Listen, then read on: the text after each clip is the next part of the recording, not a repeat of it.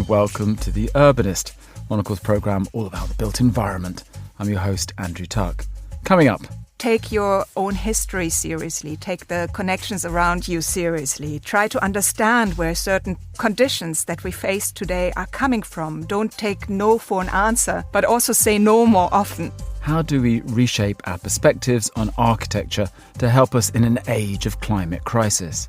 Today on the programme, we speak to two of the authors behind a fascinating new book which posits a wholesale rethink into the field of architecture in order to acknowledge that the practice is fundamentally entangled with climate, politics, history and social justice. Unpacking the topic through the 8 themes of land, resources, economy, infrastructure, work, culture, policy and knowledge, no stone is left unturned in the pursuit of an answer to our climate challenges. That's all ahead in the next 30 minutes right here on The Urbanist with me, Andrew Tuck.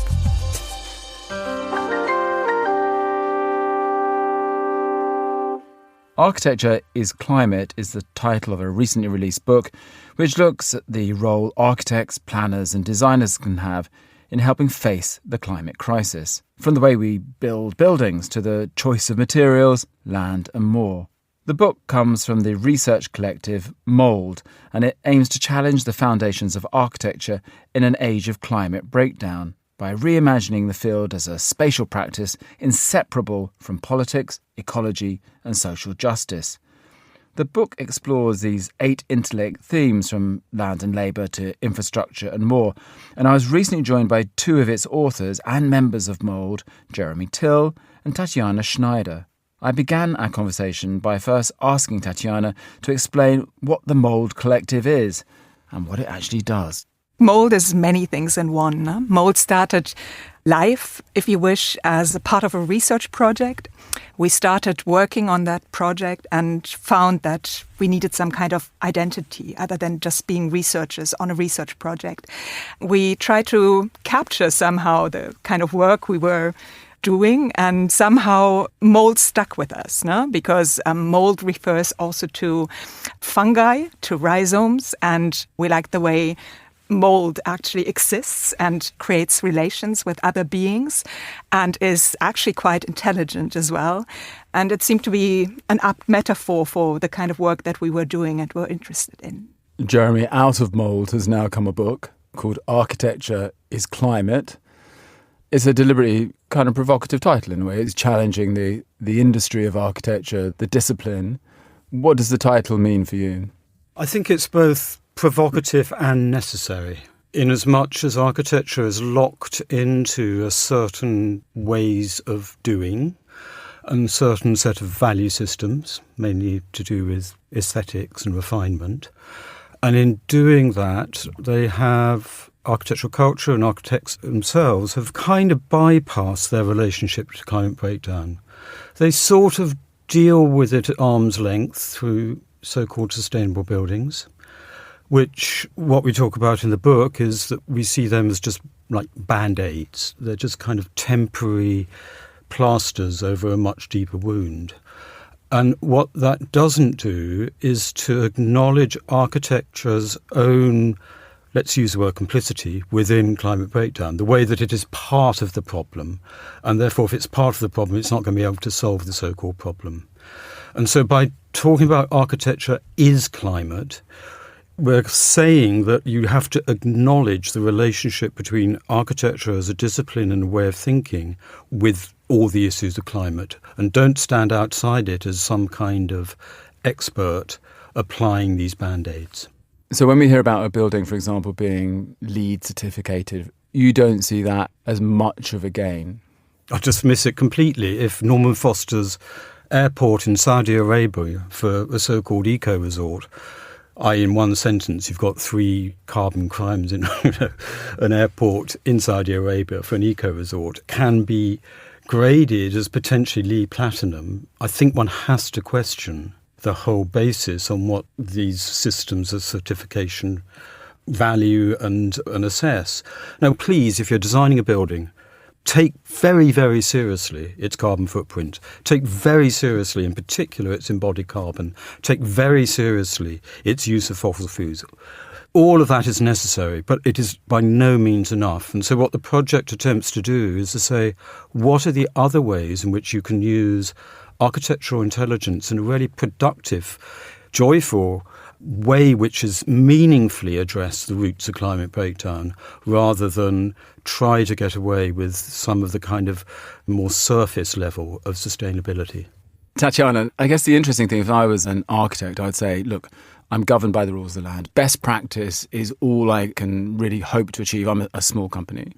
And I guess the other point that many architects would say is, look, I'm in a partnership here. It's, there's the bit I can do, but somebody owns the land. There's a developer who is value engineering in this project and is expecting a profit at the end of it. For you, are architects dating the wrong people in a way? They need to have a new set of dance partners. That's a nice idea. I think, yes, they do need a new set of dance partners and need to expand that field quite substantially. I would also say that maybe architects, as we've come to know them, and Jeremy mentioned that already, I think it's really important to keep on doing very, very good work, and sort of not give up in the system that we're actually in and try to also work with that system. But at the same time, there are so many other things that need to be considered when we do architecture. Architecture tends to be understood as a building, as an object. I think we need to begin to see architecture as much, much more than this kind of object. You can compare it to maybe a mushroom or to an iceberg. The building is only what we actually see on the surface and everything else is underneath. So architects, and together with other disciplines, they really need to begin to grasp what is underneath. So it's not just architects and developers, but beginning to see architecture as this wider project of spatial production, if you wish, and bringing other people on board, and by doing so, maybe also expanding what we currently do. When I was talking about different partners, I know that you do see your role as activists, trying to change the way that architecture is perceived or delivered, and a little bit that you want to deliver some social justice in your work as well. Yeah, I think there's a social justice angle, there's an activist angle, but there's also a real pragmatist angle there as well, because what we see in graphs that come out of the news, we see that the world is burning, that it's getting hotter, that predictions that 10 years seem to be true, they don't hold up any longer. So there's a true necessity also to change gear in a way. And this is what we need to do. So activism, yes, but also pragmatism. And we have to do something in order to change this. Jeremy, again, when we think about the challenges and what needs to be delivered, do you think the kinds of things that we'll talk about that you discuss in the book in a second can be delivered, though, at scale? Because I think that often, when we think about projects which are very plugged into social justice, to delivering a kind of climate-aware project connecting into the neighbourhood and the community, often people find it difficult to see how that could be done at scale. So your city needs a new museum or your city needs a new school. Do you think that the lessons in the book can be taken and applied at scale? Absolutely they can. I mean, one of the examples we use is very well known, which is Kate Raworth's Donut Economics, has been adopted by the City of Amsterdam as their economic set of protocols. So it's not just to do with the examples either. It's as much to do with trying to rethink it and reconceptualize how you see architectural thinking. There are, of course, some examples that we use which are lovely and they are small scale.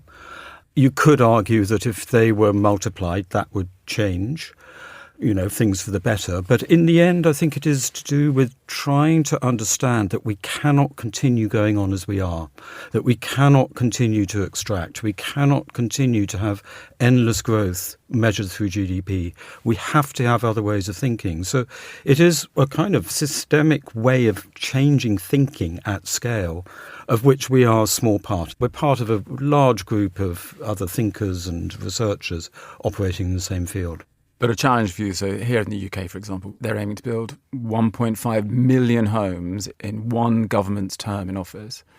And you say we have to cut back on the GDP ambitions, but in a way, 1.5 million houses or homes is part of GDP. It's not disconnected from the economy and where people live and where they're moving to. Do you think we should give up on those kinds of ambitions? Or do you think you can build at pace 1.5 million homes that meet the kinds of criteria that you would like to see? Well, what's the sacrifice going to be of those 1.5 million? They're tearing up planning regulations in order to allow developers to march over nature. They're tearing up other ways of procuring housing through different economic systems like community land trusts or community housing, in order to say the only way that we can do this is through a market-led approach.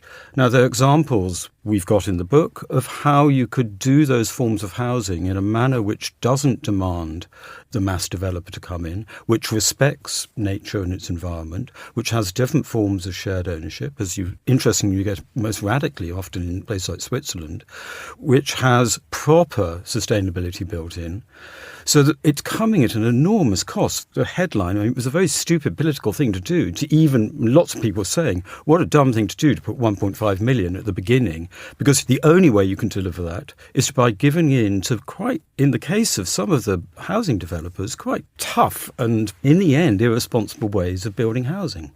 I think because you talked about that we might need new museums, we might need certain things, or that we might need a certain number of housing. The same issue, we do have that in Germany as well. We have it in Norway, we have it in Switzerland, we have it in Austria, everywhere. Now, governments are making up these numbers of units that we, in inverted commas, society needs. But where do these figures come from? Now, how are they actually configured? Who set them up in the first place?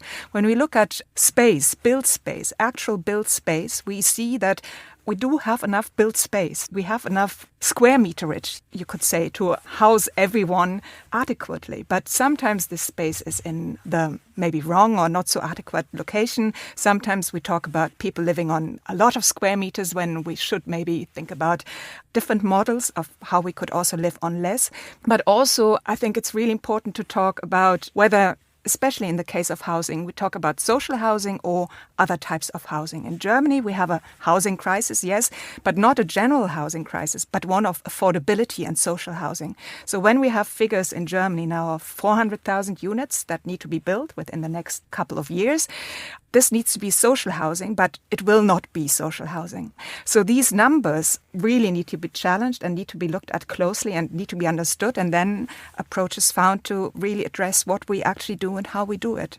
Well, I guess that backs into what, for example, happened in New York, where they're saying you can't build at the correct pace to keep up with so-called demand. First of all, you have to make sure there's an affordability cap put in place, and we'll see how that works. Rent controls have proved tricksy and complicated in some places and more effective in others, but that's the same idea, isn't it? That you need to do two things. Of course, you need to build some new places, but you also need to make sure that people can afford this. But it's not just rent controls, it's also about who owns these buildings. Jeremy talked about community land trusts, for example. No? And you already mentioned the housing cooperatives in Switzerland, and housing cooperatives exist also in many European countries. You could talk about the great tradition of social housing here in the UK also. Peabody setting a really great example also of how social housing could be thought in different ways and at community-friendly and affordable ways. So I think it's also about who owns, in the end, this housing, and that makes a significant contribution to affordability in the long term. And if I take a very recent example, which is the Sterling Prize shortlist. On the Sterling Prize shortlist, there were 2 private houses. Excess square meterage, almost certainly. Their sustainability credentials are not published, so we don't know. And yet, on the long list, just off the shortlist, was a community housing trust with a proper sustainable agenda. It was all there, but the architects at the top of the award system decided to privilege a certain set of values, mainly to do with very clever, they were good private houses, over a more social agenda to do with both social justice, because it was a community trust, and climate justice, because it was popularly sustainable. And architecture is complicated, no? Because architecture is valued and judged by its visuals, by its external aesthetics very often. No? And when it comes to these award systems, you tend to see what is actually on the picture. This is another big critique, I think, that is also in our project and in the book, that we need to look at how we value architecture and what we value when we look at architecture. Is it to do with the visuals, the aesthetics, or is it about the benefit certain buildings and projects bring to communities or to wider society? You know? How is profit possibly redistributed as well into wider sections of society rather than into the pockets of a few? I've got 2 questions. First of all, so at the end of the chain, the person who's thinking about where they may end up living, Are you saying that they should also make some sacrifices, that actually maybe they shouldn't be seeking aesthetics and beauty in above all else in where they want to live, that actually practicality and robust climate credentials is equally as important as somewhere that looks nice to live? Yeah, I think there's a balance to be struck. I'm not saying that things shouldn't be beautiful and well designed. And I think if we look at the Nordic countries or if we look at Switzerland, we see how much value is actually placed into good and solid designs. But at the same time, we have to look at where materials come from and what material supply lines contribute to the climate crisis also, no? Or how buildings might also be used in wider speculative mechanisms. No? Are they simply, as the Swiss say, beton gold, concrete gold, or are they something that can be distributed in terms of wealth to broader society? Jeremy, there's almost the same question for you, because I do think it's interesting. The questions you're raising, of course, they challenge architects, and we'll come back to that one second, but they also challenge the end user, don't they? Because you are saying, look, perhaps you can't have so much space, and perhaps your dream of owning a home has to be foregone because you need to be part of a community organisation where the land is held in trust, or the land is owned by a cooperative, and you don't have that sense of ownership that many people in this country, for example, and in other countries certainly seem to aspire to. So everybody along the chain has to have a bit of a reassessment about what they get out of architecture, don't they? Well, yes and no. I mean, I think the idea that we can only, which Thatcher particularly promulgated, that we can only be happy if we own our own house, is a kind of myth. There's no real evidence of that. And in many European countries, you know, there are many more people renting than owning. And I don't see that they're unhappy because of that. And well, many of them are, because that's why we have to have these new rent laws, because the UK is a good example where local authorities, cash-strapped, can't afford to maintain the public housing they do have. So they're dependent on private developers. The private developers say they don't have an ability to build the kinds of units because of the supply chain is now so intensely overpriced that they can't deliver cost-effective buildings. So you do find lots of people in rented accommodation who don't want to be in rented accommodation because private landlords are often complicated or don't do the work. And also local authorities are not that good. And even some of these housing associations, Peabody still has great credit with people here in this country. But there are lots of housing trusts that are not that good. And I think that that's the problem, is that you have to really change people's mindset along the whole chain. Yeah, the system is broken. The system is broken in every way. I mean, the developers may say that they can't afford to build it because of their supply chain. What they're really saying is that they can't afford to build it because they're not going to be making their £60,000 profit on each house. I mean, that's an extraordinary profit margin that they're operating on. And, they legally can claim that they have to make that under the viability assessments. And, of course, the rental system in the UK is broken. And, of course, things like right to buy were an absolute disaster. Over 50% of properties which were brought onto right to buy now being let on the private market, in many cases, back to social landlords or to councils at an inflated rate. So, yeah, the system's broken. That doesn't mean that looking at alternatives isn't No. I'm just saying that we understand from your book and this conversation the very serious questions you have about architecture and where architecture is headed and how it's delivered. For both of you, what needs to happen to that bit, first of all? So, Tatjana, is that the education system that we have for architects around the world? Is that at fault? Do you have to change the way that people are taught? How do you get a generation of architects who, when they go into practice, think, I know what I want to do. I want to change the way that this industry is run. I want to separate myself from some of the players that are going to compromise my needs. What do you think needs to happen to architects? I think a lot needs to be happening at the same time. I wouldn't want to say, let's start with this and then something else follows and then the other bit follows. No, I think, and again, this is what our project does. It shows that a lot of people are doing already really, really great and really interesting work across the globe.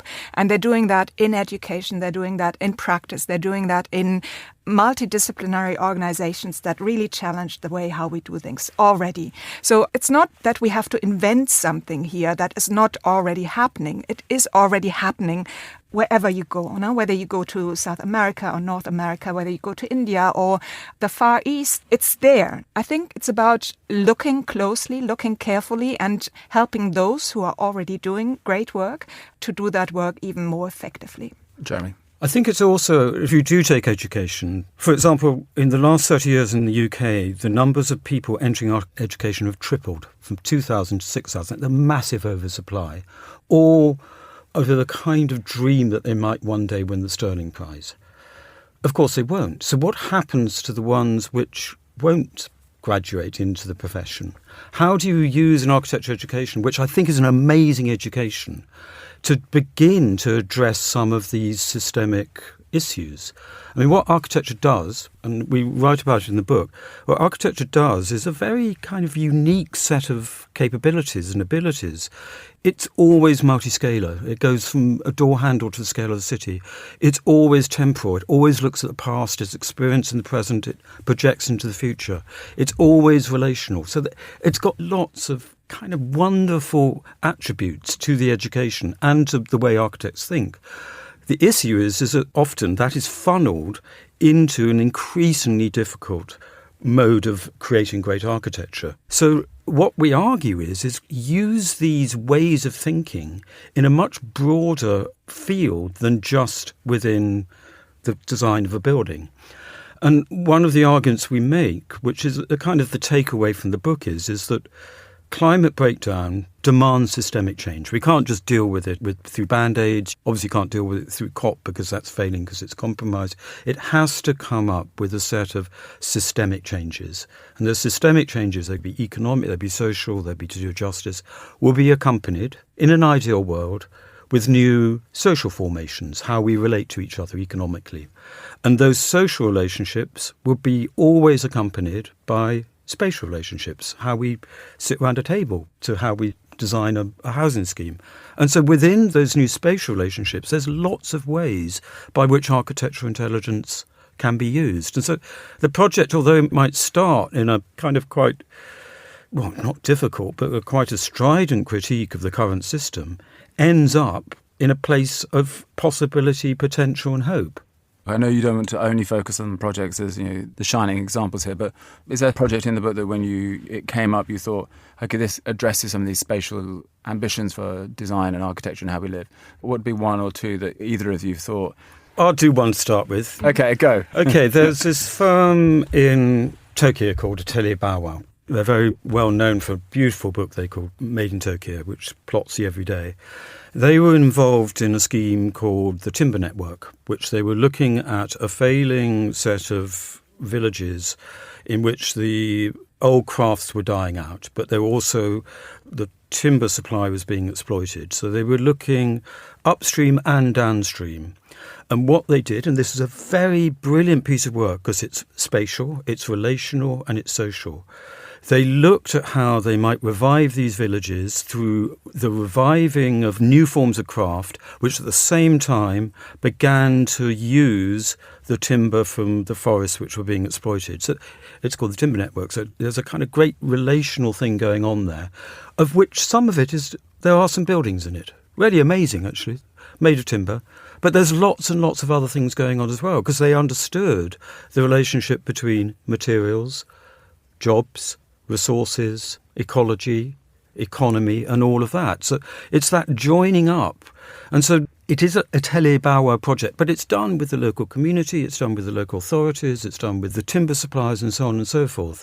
And it's the ability to join all of those up to create new sets of relationships, which I think is so amazing about that project, but also amazing about the potential for architectural thinking. Amazing. What a great example of, and a nice corrective to me as well, not to think too much about the building, but to think about all these other things that literally in this case flow up and down river from this. But for you, Tatjana, what another project maybe in the book that you... I put another architecture project on the table because this is, after all, the discipline we come from. And it's a French housing estate, Grand Parc, in the city of Bordeaux. And the city of Bordeaux has many housing estates from the 1960s. And you know these buildings, I think, very well here in the UK as well. Sort of slabs, big concrete slabs up to 20 stories high.